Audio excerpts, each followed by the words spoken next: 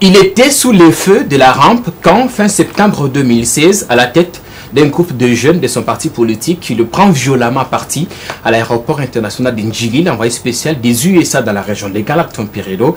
Il ne s'est jamais excusé publiquement comme les lui demandaient certains dans l'opinion, une réaction qui avait suscité forte polémique ici dans la ville basse. Président de la Ligue de jeunes de la CCU, la Convention des Congolais Unis, son dynamisme et sa présence quasi permanente dans les médias ont revigoré ce parti qui sombrait. Battu aux législatives nationales, l'homme s'est engouffré dans un silence de cimetière au point de susciter des vives interrogations dans l'opinion sur ce qu'il était devenu. Spécialement pour face à l'opinion, Thierry Monsenepo a accepté en exclusivité de nous dire s'il va choisir entre la politique et le business. Il est l'invité de face à l'opinion. Il va faire son entrée sous les ovations du public. Bienvenue. Merci. Mettez-vous. Comment allez-vous? Très bien, merci et vous-même. Je me porte bien. Vous êtes en face à l'opinion, vous allez être interrogé tout à l'heure par l'opinion ici représentée sur notre plateau. D'abord, merci d'avoir accepté de faire votre rentrée médiatique sur le plateau de Face à l'opinion. Merci à vous d'avoir accepté de m'inviter. Et cela ne va pas pour autant vous exonérer de vous conformer au principe de l'émission. Thierry Monsenepo, vous commencez par regarder la caméra, la grande caméra en face de vous. Faites votre profession de foi. Dites au public si vous êtes prêt à convaincre. Bien sûr, le travail d'un homme politique, surtout en ce qui concerne l'opinion nationale, doit être celui de convaincre par les idées, puisque notre nation ne peut s'émanciper que par rapport au choc d'idées. Il est donc important que nous puissions apporter notre grain de sénévé dans ce que nous devons dire. Il est nécessaire que nous puissions faire un effort pour que nous puissions aussi faire entendre notre voix en ce qui concerne la ligne de pensée que nous sommes de gauche. Nous sommes derrière le leader de gauche de notre pays, qui s'appelle Joseph Kabila, chef du FCC, et de notre regroupement politique Alliance CCU et Alliés, qui est dirigé par Lambert Mende. Nous sommes nationalistes, souverainistes. Nous avons milité pour qu'un état de droit puisse s'ancrer en République démocratique du Congo. Et je crois que le travail a été fait. Le peuple congolais a gagné lors des dernières élections et continue à gagner avec les prochaines échéances qui arrivent. Par rapport à cela, nous sommes convaincus de ce que nous sommes, de comment nous pensons et les arguments que nous apportons pour notre peuple. Donc je suis déterminé à convaincre pour qu'après cette émission, d'autres personnes croient en notre lutte pour un Congo meilleur. Après, c'est pour les applaudir pour ce credo. Merci beaucoup Jean-Thierry Monsenepo ce soir dans Face à l'opinion. Première question pour vous. Est-ce que vous avez déjà digéré votre défaite aux législatives? Je ne peux pas appeler ça une défaite, puisqu'en politique, toute action que nous menons, il faut d'abord se baser sur les lois de la physique. Il y a une réaction qui peut être positive ou négative selon l'opinion, mais par rapport à l'homme politique, il n'y a pas de réaction négative. Parce qu'au-delà du fait de gagner un siège, on gagne en expérience. Donc aujourd'hui, pour cette première expérience, ce premier joute électoral, nous avons pu quand même comprendre le fonctionnement du processus électoral, mais au-delà de cela, comprendre la pensée première des Congolais. Mais nous ne disons pas que tout est fini, puisque notre regroupement politique a initié des recours au niveau de la Cour constitutionnelle que nous espérons vont s'aboutir, dans la mesure où nous avons demandé à la CENI de revoir les erreurs matérielles qu'il y a eu, ou plutôt à la Cour constitutionnelle de revoir les erreurs matérielles qu'il y a eu au niveau de la CENI, et nous nous remettons à cette instance judiciaire. Vous êtes donc allé en contentieux? Exactement. Alors, on vous a vu mouiller le maillot pour votre campagne en faveur de Ramazani Shadari, battu lui aussi dans les urnes le 30 décembre. Est-ce que vous avez vu ce scénario venir, un opposant remplacer Joseph Kabila? Non. Ce qui est vrai, c'est que nous étions convaincus de la victoire de notre champion, d'autant plus que j'ai personnellement participé à certaines étapes de sa campagne électorale, et nous avons vu l'engouement populaire qu'il y avait. Je peux vous assurer que c'était un choc de constater l'échec que nous avons eu à recueillir lors de ces élections. Ça a été une expérience douloureuse et amère. Mais je pense que c'est le Congo qui a gagné. Parce qu'une alternance civilisée, telle que ça a été constaté au lendemain de la proclamation des résultats, ça a prouvé à suffisance que nous, FCC, qui avons été à la manœuvre, disons, dans la gestion de la chose publique, pour permettre à ce que ces élections aient lieu dans les temps et dans les conditions que nous connaissons, il est aujourd'hui une fierté pour nous d'avoir donné aux Congolais la possibilité, surtout à cette génération, d'avoir eu la possibilité de vivre cette alternance qui est un événement historique. Mais est-ce que vous avez eu le temps de débriefer votre débâcle et en comprendre les raisons? Je pense qu'il y a eu au sein du FCC des réunions, mais au-delà de cela, nous sommes un regroupement composite, où il y a plusieurs partis politiques, plusieurs regroupements politiques. Et en ce qui concerne l'alliance politique CCU-Allié, dont je suis cadre, nous avons eu à faire notre étude pour essayer de comprendre d'où était venu l'échec. Et je pense que nous avons tiré les conséquences. Et prochainement, nous n'allons plus remettre ces mêmes fautes, ces mêmes erreurs qui nous ont conduit non seulement sur le plan de la candidature du président de la République à perdre le challenge pour Emmanuel Ramazani Shadari, mais aussi pour nous-mêmes en tant que regroupement politique, puisque nous avions aligné près de 444 candidats en ce qui concerne la législative nationale, mais nous n'avons eu que 8 sièges finalement. Une moisson maigre. C'est une moisson très maigre, vraiment qui nous a sévèrement perturbés, mais je pense que nous sommes en train de nous préparer pour que 2023 soit meilleur pour nous. On sait que vous êtes de la CCU, le parti cher à Lambert Mende, lui, qui ne ménageait pas dans ses sorties médiatiques. C'est lui qui est devenu président. Qu'est-ce qui s'est dit au fond de nous? Qu'est-ce que vous vous dites quand vous rencontrez, vous êtes en privé à 2 ou à 3 au sein de la CCU? Qu'est-ce qui vous passe par la tête? D'abord, il faut savoir que le ministre Mende, de manière personnelle, a eu à sérieusement travailler pour la réussite d'Emmanuel Ramazani Shadari. Rappelez-vous qu'il a été parmi les coordonnateurs de la cellule de communication. Et la communication de la campagne a été très bonne. Deuxièmement, il a eu à militer au sein de son fief, qui se trouve dans la province du Sankourou, où, notamment à Lodja, le candidat Shadari a eu le plus de voix que les autres candidats. Mais quand nous nous voyons en coulisses, qu'est-ce qu'on se dit? On se dit qu'on a échoué, on se dit qu'il faut faire mieux, d'où la décision. Il a le courage de regarder Tshisekedi en face, lui serrer la main. Après tout ce qu'il a dit à son sujet. Tshisekedi Tshilombo, hier, était président de l'UDPS, aujourd'hui il est chef de l'État. Ce n'est pas aussi aisé de lui serrer la main, mais je pense que lorsque l'occasion se présenterait, je ne vois pas le ministre Mende refuser de le faire. Surtout que c'est un Congolais, c'est quelqu'un qui s'est battu pour ce pays, et je pense que les premiers pas qu'il est en train de poser sont rassurants.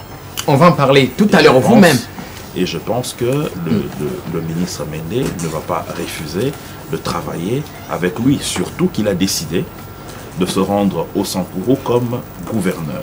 On va en parler. Il est candidat, ce qui fait qu'il sera le mandataire du président de la République au niveau de cette entité territoriale. On va parler tout à l'heure, mais vous-même, d'abord, comment expliquer votre silence depuis les législatives, décembre jusqu'en avril? Pourquoi aviez-vous accepté de vous enfermer dans ces silences des cimetières? Non, je pense que l'Ecclésiaste a été clair. Il y a un temps pour toute chose. Il y a eu un temps pour la campagne électorale qui a été harassante. J'ai personnellement été parmi ceux qui ont travaillé pour la campagne de Shadari. J'ai travaillé pour ma propre campagne, mais il fallait aussi superviser celle de nos différents candidats sur l'ensemble du territoire national. Ça a été un travail harassant. Et à côté de la vie politique que nous avons une vie d'homme d'affaires. Il était donc important que le temps que nous avions consacré à la politique ait eu des répercussions sur les affaires que nous avions. Il était donc important que nous puissions remettre de l'ordre de ce côté de la vie pour que finalement nous puissions revenir devant vous avec une assurance beaucoup plus grande. Vous n'étiez pas tenté de renoncer à la politique pour vous occuper de vos business? Non, je pense que d'abord, le fait d'avoir été dans les affaires montre démontrer que il y a un jour où vous vous levez, où vous avez des mandats qui arrivent des services de recettes de l'État. On vous scelle la société par les impôts, vous êtes obligé de négocier. C'est une vie de combat. Et c'est la même vie que l'on retrouve en politique. Donc, lorsque j'ai pris la décision de travailler dans ce domaine qu'est la politique, j'étais convaincu que je trouverais des hauts et des bas, que je serais obligé, des fois, de recevoir des coups. Et que j'en donnerais aussi, comme ça a été le cas de cet Américain Tom Perriello qui voulait venir blaguer avec notre pays. Donc comprenez que par rapport à cela, quand je dis des coups, c'est au sens figuré, pas au sens propre. Lorsque vous observez tout ça, vous vous dites que tout ce qui arrive, c'est de l'expérience, je vais de l'avant.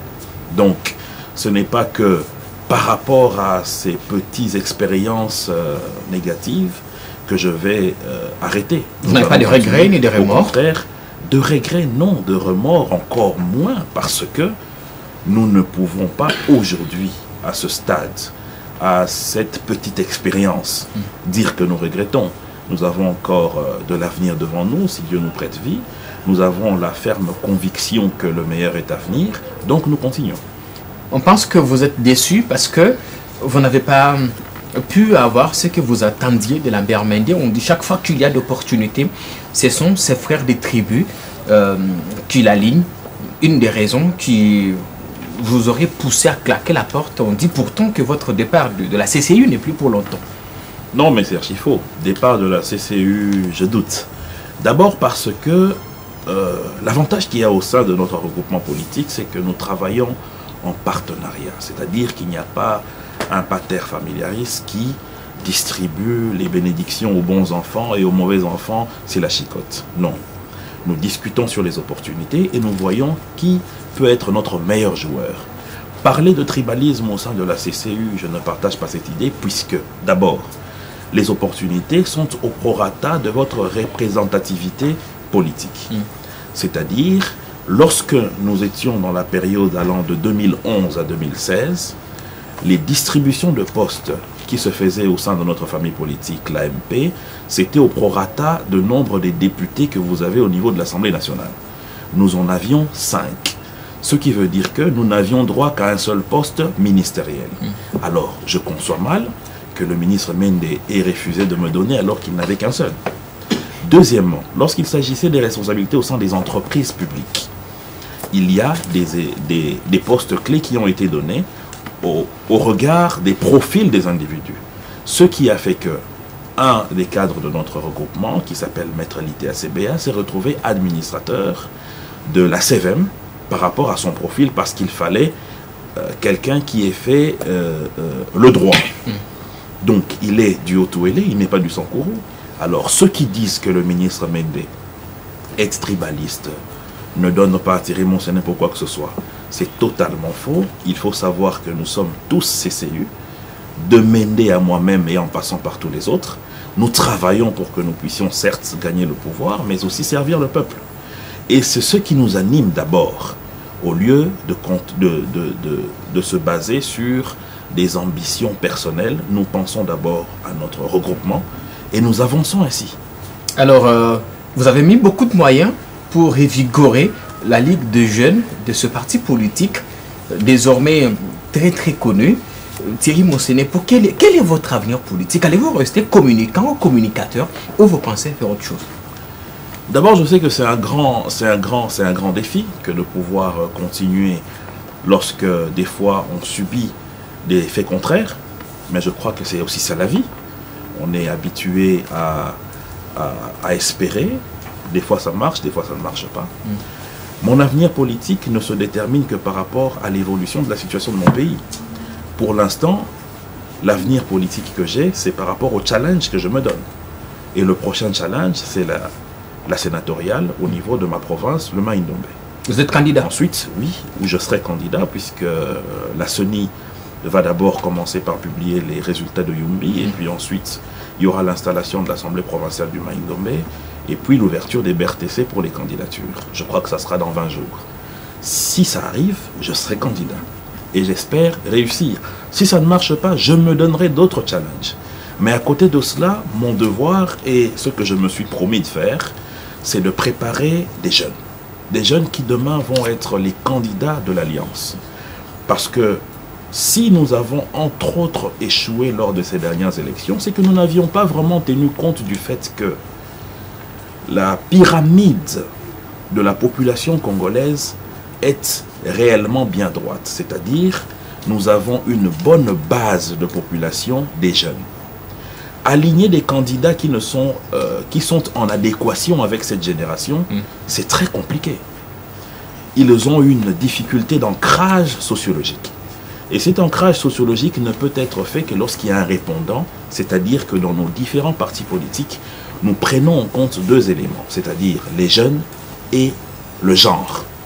C'est par rapport à cela que je me suis dit que nous allons ouvrir une école de formation des jeunes, garçons et filles, pour qu'en 2023, nous ayons une pépinière de candidats qui vont non seulement assimiler l'idéologie du parti, mais aussi l'idée force que nous portons aux côtés du camarade Joseph Kabila, c'est-à-dire le souverainisme, le nationalisme, et qui vont demain, au regard de leurs ancrages sociologiques, être les porte-étendards de l'Alliance CCULIE. On va dire que vous êtes candidat au sénatorial à Yumbi, pardon, dans le Maïndomé. On connaît ce qui s'est passé lors des dernières sénatoriales, la clameur publique qu'il y a eu et la décision de l'inter-institutionnel. Qu'est-ce que cela vous a inspiré? Est-ce que cela vous a permis de mieux affûter encore les armes? D'abord, il faut savoir que la corruption est une gangrène. Souvenez-vous, je vous ai d'ailleurs vu à l'époque, lorsqu'il y a eu les assises sur le coulage des recettes publiques. On a déterminé qu'il y avait à peu près 14 milliards de dollars qui étaient des évasions fiscales et monétaires de notre pays. On parle même des 15. C'est le triple de notre budget national. Et la cause principale, c'est la corruption. C'est ce qui d'ailleurs à l'époque a motivé le chef de l'État, Joseph Kabila, à pouvoir créer un bureau spécial avec un conseiller spécial sur la lutte contre la corruption. Donc les rapports n'ont jamais été considérés? Non, ça a toujours été considéré, mais il faut lire l'ordonnance qui motive la création de ce bureau. Il est là pour dénoncer auprès du parquet général des faits avérés de corruption. Aucun dossier judiciaire ouvert? Eu à faire. Non, je pense, Jean-Pierre, que la vitesse de la justice, ce n'est pas une vitesse journalistique. Je sais que les journalistes, vous avez hâte de savoir qui on a arrêté, quel couloune en cravate on a mis derrière les barreaux, mais il faut savoir aussi que la justice prend son temps. Tout à l'heure, je donnais aux jeunes ici l'exemple de l'affaire Elf Aquitaine, qui a vu le DG de cette société, Loïc Le Floch-Prigent, aller en prison, sous la juge Eva Joly, qui finalement a été même candidate à la présidentielle en France. Cette affaire a fait 7 ans pour finalement arriver à des condamnations de M. Serven et même de certains membres du gouvernement gabonais. Donc aujourd'hui, il ne faut pas demander au PGR d'aller à la vitesse souhaitée par les journalistes. Il faut laisser que les affaires soient instruites et prendre le cours qu'il faut. Vous n'essayez pas de justifier la passivité avec laquelle votre régime a... Non, pas du tout. Pas du tout, parce que l'impunité n'a pas régné en maître. Il y a des dignitaires de sous le régime du président Kabila qui se sont retrouvés en prison. Par courtoisie, je ne vais pas commencer à les citer ici, puisque c'est des pères de famille, mais je peux vous confirmer qu'il y a certains mandataires et certains dignitaires qui se sont retrouvés à Makala. Donc la décision prise par le président Félix Tshilombo, certes, a eu à froisser la loi fondamentale. Dieu merci, l'installation du Sénat, grâce à la célérité des enquêtes menées par le PGR, a permis à ce que l'installation puisse se faire dans les temps. Mais c'est la portée de l'action, c'est-à-dire la lutte contre la corruption qui est portée au sommet de l'État. C'est une donne importante, parce que c'est inacceptable aujourd'hui de retrouver des jeunes gens qui peut-être n'ont pas des assises financières voulues, ne pas pouvoir challenger parce qu'ils n'ont pas de moyens, parce qu'ils n'ont pas la possibilité d'acheter la voix d'un député provincial. Encore que ce ne sont pas tous les députés provinciaux qui sont corrompus. Mais je vous donnerai l'exemple du cas de la province de la Mongala. Au sein de notre alliance politique, nous avons un parti qui s'appelle CEDER, dont le président national s'avère être le porte-parole de l'AMP, M. André Alain Toundou. Vous avez lu dans les réseaux sociaux la lettre de dénonciation qu'il a adressée au PGR. Dans cette lettre, il reprend 4 noms de députés provinciaux qui ont carrément tenté de le rançonner, à prix de 20 000 $ chacun pour lui donner la voix. Comprenez que c'est des choses horribles. Les corrupteurs sont principalement du Front commun pour le Congo. Pas forcément. Pas forcément. Principalement. Et corrupteur ou corrompu, celui qui finalement est ainsi peint par les cours et tribunaux ou par le parquet général. Et je pense que les enquêtes vont donc servir à ce qu'on en arrive à ça. Ce que le porte-parole André Alain Toundou a fait, c'est une dénonciation. Mais ça ne condamne pas ou ça ne détermine pas de façon définitive que ces personnes sont des corrompus. Mais je dis simplement que c'est des éléments qui doivent nous interpeller tous. Et qu'une fois pour toutes, nous puissions dire non à la corruption. Et je crois que l'opinion publique a un mauvais regard envers les sénateurs. Pas parce qu'il y a des preuves qui sont des corrompus, mais simplement parce que l'histoire de leur accession à cette chambre haute est entachée de ce genre de défis. Alors ils doivent, lors de leur exercice, ça c'est un appel que je leur lance, faire un effort de rester des hommes droits pour donner au peuple congolais non seulement des lois qui ne sont pas motivées par des penchants personnels, mais aussi faire des contrôles parlementaires qu'il faut sans pour autant tomber dans les travers qui aujourd'hui sont en train de les accompagner un peu de manière fantomatique. Dernière question avant que l'opinion n'intervienne. Vous pensez que ce qui s'est passé aux dernières sénatoriales a servi de leçon et que les élections à venir dans le Maïndombe ou dans le Nord Kivu ne tomberont pas dans ce que nous avions décrié? Je pense que ça sera le cas parce que je vais vous raconter une anecdote. Il y a 2 jours, j'ai appelé un des députés provinciaux de ma province, le Maïndombe.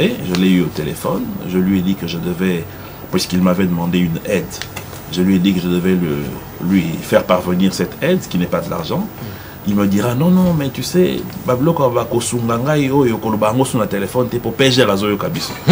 donc ça veut dire déjà que lorsqu'il y a une machine de répression du parquet général, cela dissuade les personnes qui sont enclins à se pencher vers la corruption. Et là, comment vous faites quand vous voulez corrompre? Non, nous n'allons pas le faire, puisque nous voulons quelques présents. Quelques non, présents. Nous n'allons pas le faire, mais écoutez, nous sommes bantous. Aider un frère, soutenir un chef coutumier, cela va de soi. Mais cela ne doit pas être dans le but d'obtenir de lui une voix, un soutien ou un avantage. Est-ce que vous avez la chance, vous êtes convaincu que vous remporterez un siège dans le Maïndombe? Très convaincu, d'abord parce que nous avons une vision pour le développement plutôt de cette province, et nous pensons vraiment qu'il est grand temps qu'il y ait au niveau de notre province un renouvellement. Merci beaucoup. On va parler de la Bermédé, mais avant ça, l'opinion va intervenir, vous posez des questions, vous prenez la parole, vous vous présentez, vous posez votre question, et comme on l'a dit avant l'émission, essayez d'être le plus bref possible.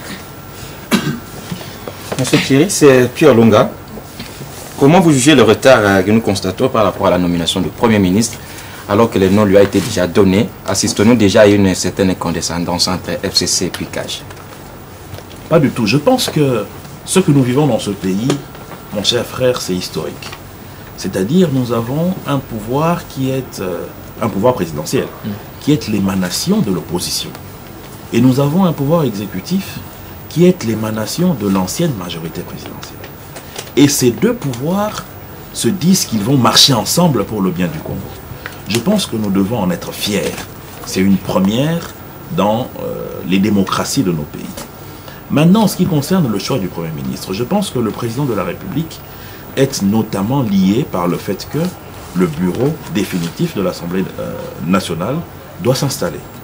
Et ce bureau est tributaire du règlement d'ordre intérieur qui a été envoyé à la Cour constitutionnelle pour vérifier la constitutionnalité des articles qui ont été proposés par les députés nationaux. C'est des éléments qui vont de pair. Rappelez-vous que lorsque le président Joseph Kabila sort vainqueur des élections de 2011, il a fait un choix sur un formateur qui était à l'époque M. Matata Ponyo.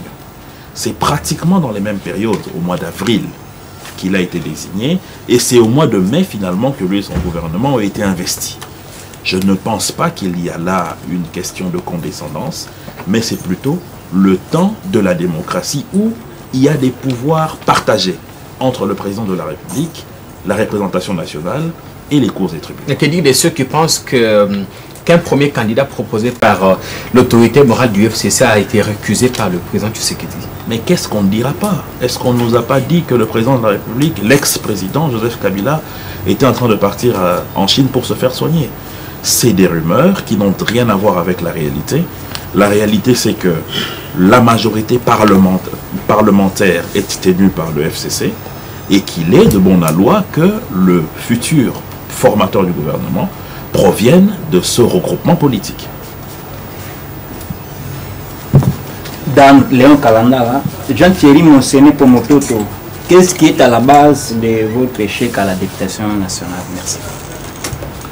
Merci beaucoup. D'abord, c'est le fait d'avoir perdu une bonne partie de mon temps dans la campagne de notre dauphin, le candidat Emmanuel Ramazani Shadari. Ce n'est pas parce que vous étiez étiqueté FCC? Non, je ne pense pas, puisque si c'était le cas, les autres amis qui étaient candidats aussi allaient échouer, puisqu'ils sont aussi FCC. Donc c'est plus par rapport à ça. Un. Deuxièmement, c'est par rapport à la perception que nous avons eue. C'est-à-dire, Lukunga est une circonscription qui regroupe près de 6 communes.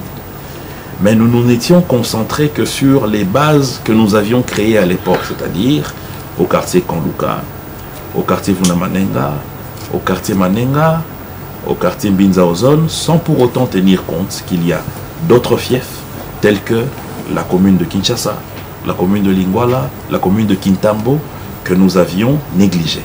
Et cela a porté un coup fatal dans les résultats que nous souhaitions avoir. Merci. Messieurs, on aura une dame tout à l'heure. Je m'appelle Franck Mouzoumou, analyste politique. Pourquoi chaque descente de la mer Mende à Lodja, ça suscite le désordre? Ça prouve qu'il n'est pas aimé à Lodja.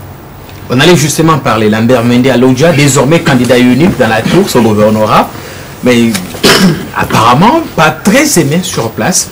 On sait même qu'il y a eu mort d'homme tout récemment. C'est la première fois que quelqu'un ne soit pas aimé et qui puisse comme ça rafler près de 60 000 voix lors des élections législatives. Ça signifie quand même que quelque part il est aimé. Les événements qui sont arrivés dernièrement à Boussambo, avec la mort de ce jeune homme, que je regrette toujours, ça a été le fait de la manipulation de certains autres candidats qui n'étaient pas d'accord à ce que Lambert Mende revienne comme candidat gouverneur pour le Sankourou. Et il fallait alors faire une politique de la terre brûlée. On a instrumenté des jeunes, on leur a donné des moyens pour qu'ils puissent créer le désordre. Mais la force reste à la loi, l'ordre a été rétabli.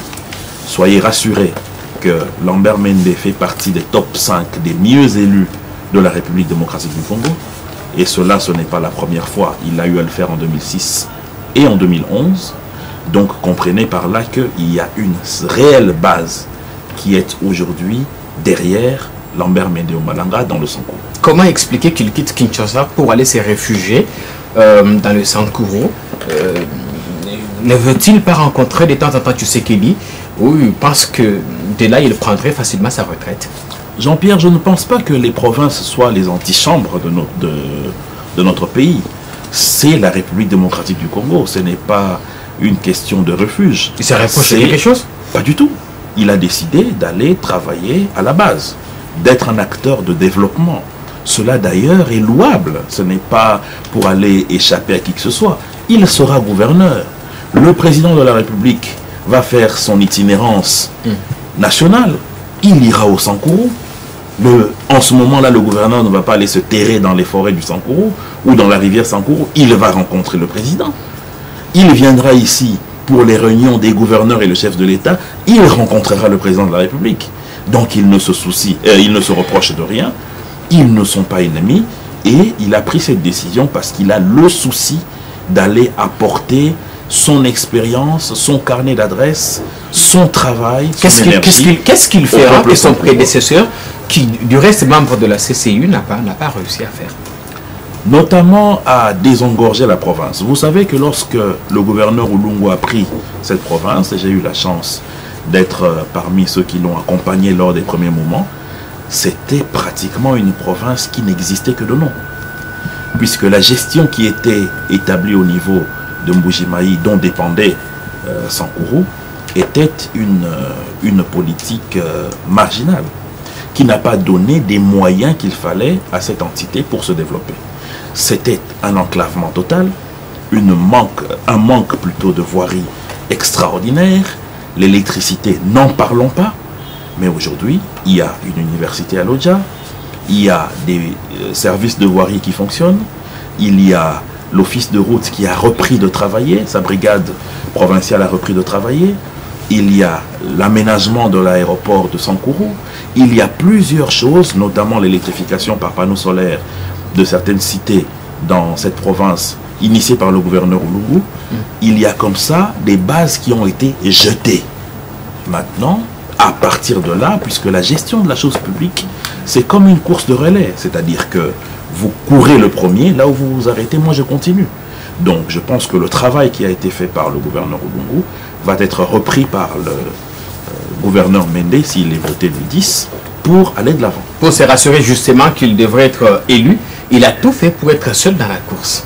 Je ne pense pas, ce n'est pas lui qui a interdit à tous les autres Sankourois, ne fût-ce que Lodja à 300 000 âmes, c'est pas lui qui a interdit à ces 300 000 personnes d'être candidats. Il s'est fait que lors de la dernière liste provisoire, il restait 2 candidats, c'est-à-dire M. Mende et M. Mukumadi Stéphane. Ensuite, nous avons constaté que M. Mukumadi est un citoyen ou était un citoyen français. En tout cas, jusqu'à ce qu'il ait pris sa carte d'électeur en 2017, il détenait encore la nationalité française puisqu'il a eu à renoncer à cette nationalité en janvier 2018. Oulungu était belge. Or, Oulungu était belge, mais à l'époque, il a bénéficié des mesures conservatoires qui ont été prises au niveau de l'Assemblée nationale. Mais il a perdu sa candidature à cause de ça. Absolument. Heureusement qu'il a recouvré sa nationalité congolaise juste après. Donc, ayant constaté qu'il était français, ayant constaté qu'il a eu à faire un faux lors de la déclaration de sa nationalité congolaise, c'est-à-dire il a obtenu un certificat de nationalité qui a comme soubassement une fiche d'identité où il a repris être congolais, alors qu'en signant cette fiche, il était français. Nous avons donc porté tout cela au niveau de la cour d'appel du Sankourou, qui, assisté par le procureur général, a eu à mandater une commission rogatoire ici à la DGM à Kinshasa. Et où on a découvert le plus grave, c'est-à-dire que Sieur Mukumadi avait un visa d'établissement. Donc c'était prouvé comme né sur visage que c'était un citoyen français. Or, la constitution de la République démocratique du Congo est claire. La nationalité congolaise est une et exclusive. De ce point de vue, il ne pouvait pas être candidat. Donc, nous avons porté cette affaire au niveau de la cour d'appel, qui a rendu son arrêt en retirant, en demandant à la CENI de retirer M. Mukumadi de la course, ce qui a été fait. Est-ce que le fait d'être candidat unique consacre-t-il est-il une garantie de victoire? La garantie de victoire, ce n'est pas le fait d'être candidat unique. La garantie de victoire, c'est le fait de porter dans sa gibecière un projet de société qui va convaincre et surtout d'avoir dans le temps montré son amour pour la province. Et je crois que ces 2 éléments accompagnent justement le ministre Mende. Il y a pourtant des précédents fâcheux. Tel que quoi? Les précédents que nous connaissons. Les notables tout le temps, des chamailleries entre lui et certaines communautés locales. Il s'agit plutôt des personnes mal intentionnées qui pensent que si aujourd'hui le ministre Mende devient gouverneur, par le travail qu'il a fait à Lodja et qu'il l'étendait sur le reste de la province du Sankourou, ils vont disparaître. Donc c'est plutôt des besoins égoïstes, égocentriques, qui poussent certains notables à pouvoir s'en prendre à lui. Il ne risque pas d'être désavoué par les députés provinciaux et sortir par la petite porte? Je ne crois pas. Je ne crois pas puisque d'abord, comme je vous ai dit, il y a un travail d'amour et d'accompagnement de cette province qui a été valablement démontré par le candidat Mende. Je vous ai cité ici les universités qu'il y a. Je vous ai cité ici des hôtels qui ont été construits grâce à la fondation qu'il a créée, la fondation Ichuka. Et aujourd'hui, nous sommes en train de travailler pour créer une autre ligne aérienne pour davantage désenclaver la province. Et ça, c'était décidé avant même qu'il ne soit candidat. Donc c'est tout ça qui pèse dans la balance, au-delà du projet qu'il emmène, que nous avons concocté ici, qui l'emmène pour défendre devant les députés provinciaux, et je suis certain qu'ils seront convaincus. On va prendre la question suivante, une dame cette fois. Madame. C'est Sarah Bombe, étudiante à l'IFASIC. Monsieur Thierry, j'aimerais savoir, après votre échec dans les législatives ici, vous pensez déjà être gouverneur dans le Maïndombe. Est-ce là... Plutôt sénateur. Sénateur. Est-ce là une manière de vous rattraper ou c'est là c'est toujours dans vos ambitions politiques? Merci, je pense plutôt que c'est dans les ambitions politiques qu'il faut prendre ça en compte. Et non dans une manière de me rattraper, puisque se rattraper par rapport à quoi? Ce qui est passé est passé. C'est difficile de se rattraper par rapport à ça.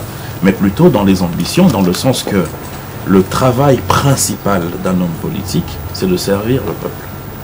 Et ce service, à mon humble avis, est beaucoup plus symbolique lorsque on sert le peuple par des encadrements de loi.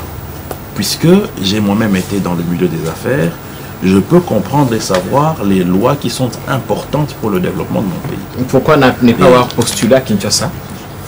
Non, mais parce que j'ai été fortement réclamé par ma base. Je peux vous dire, M. Jean-Pierre, que le fait même d'avoir postulé à Kinshasa comme candidat à la députation nationale n'a pas plu à ma base naturelle qui se trouve dans le Maïndombe.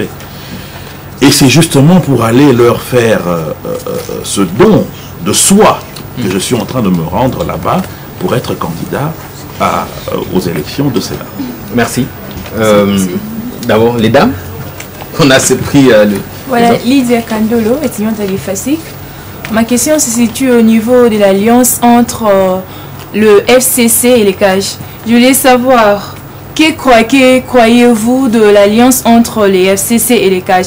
Cela signifie, par là je voulais dire, pensez-vous que si Emmanuel Ramazani Sadari était élu président de la République, on peut aussi parler de l'alliance entre CAJ et FCC? Non, je ne pense pas que dans ce genre de cas de figure, on pouvait parler de cela. Dans d'autres pays d'ailleurs, on appellerait ça une cohabitation. Rappelez-vous de l'époque de François Mitterrand et de la droite. Il y a eu une cohabitation. Normalement, nous aurions dû avoir dans ce pays une cohabitation. N'étant donné que les enjeux pour le développement de ce pays sont énormes, pour éviter que nous nous retrouvions dans une situation telle que le président Kasavubu et Lumumba s'étaient retrouvés. Pour éviter de perdre le temps au Congo, nous nous sommes dit, au lieu d'aller vers une cohabitation, qui d'ailleurs a eu à faire du mal à la France, rappelez-vous à l'époque, nous avons, nous, décidé d'aller dans une coalition, pour que nous puissions gérer ensemble.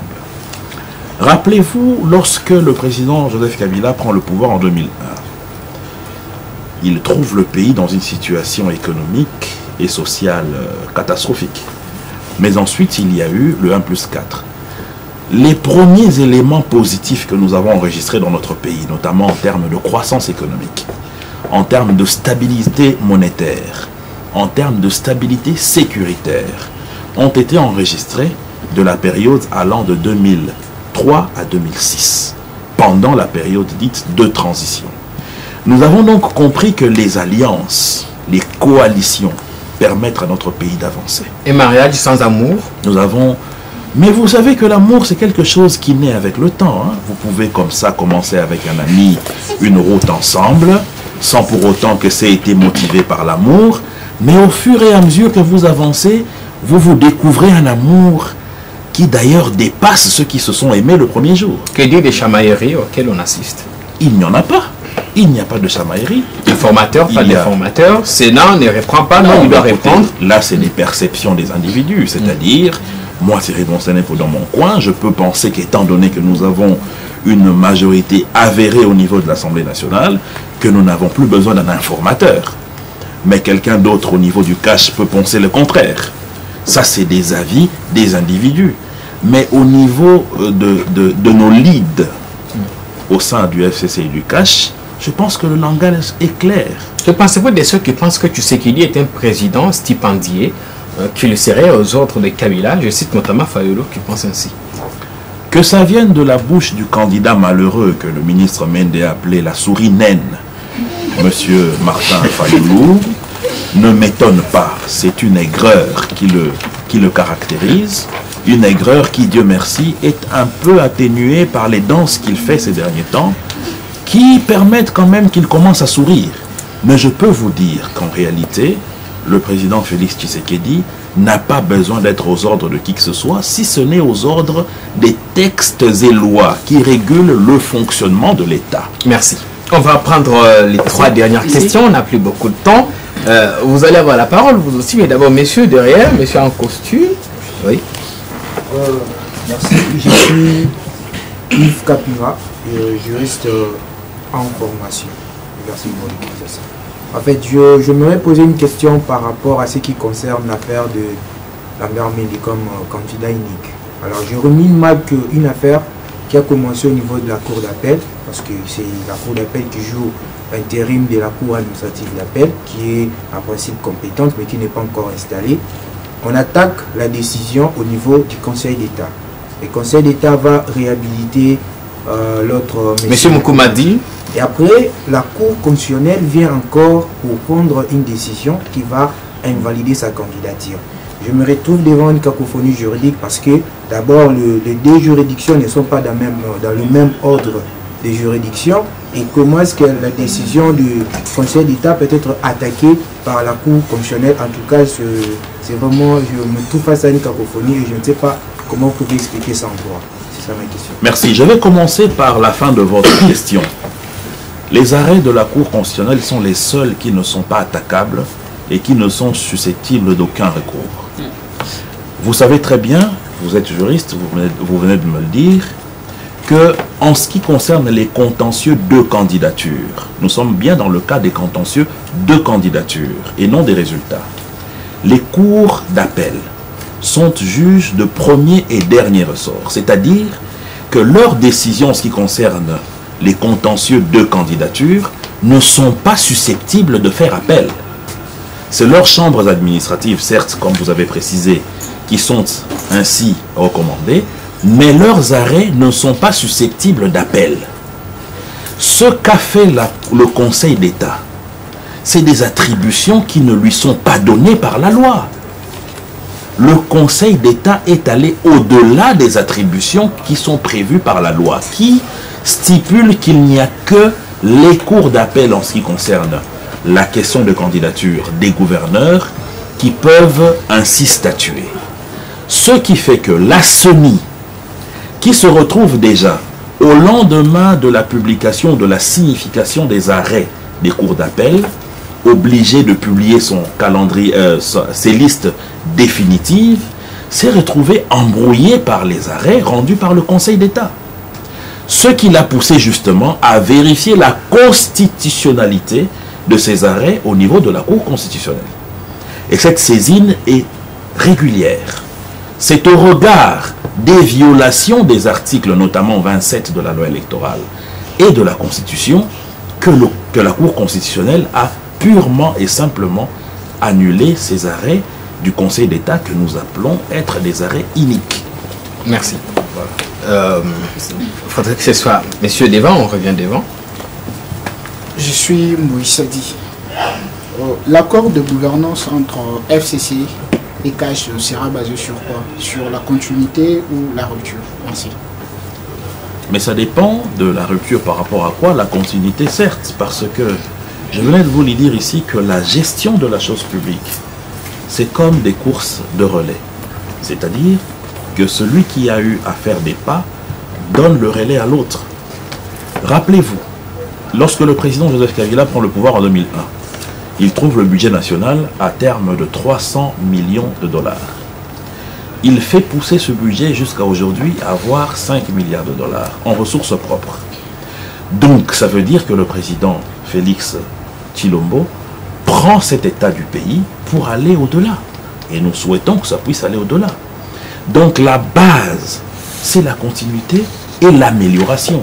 Pas une continuité dans le statu quo, mais une continuité de l'élan de développement. Parce qu'il y a eu, certes, des problèmes d'ordre social, il y a eu des reculs dans certains domaines, mais il y a eu énormément d'avancées, notamment sur le plan sécuritaire, notamment sur le plan de l'armée, où il y a eu des réformes. Et ces réformes doivent se poursuivre. Sur le plan de la fiscalité et de la parafiscalité, il y a eu des réformes qui doivent se poursuivre. Sur le plan des médias, il y a eu des réformes, notamment le basculement vers la télévision numérique terrestre. Cela doit se poursuivre parce qu'il y a des sociétés aujourd'hui des télécommunications qui attendent les fréquences qui sont des dividendes numériques pour passer à la 5G et à la LTE.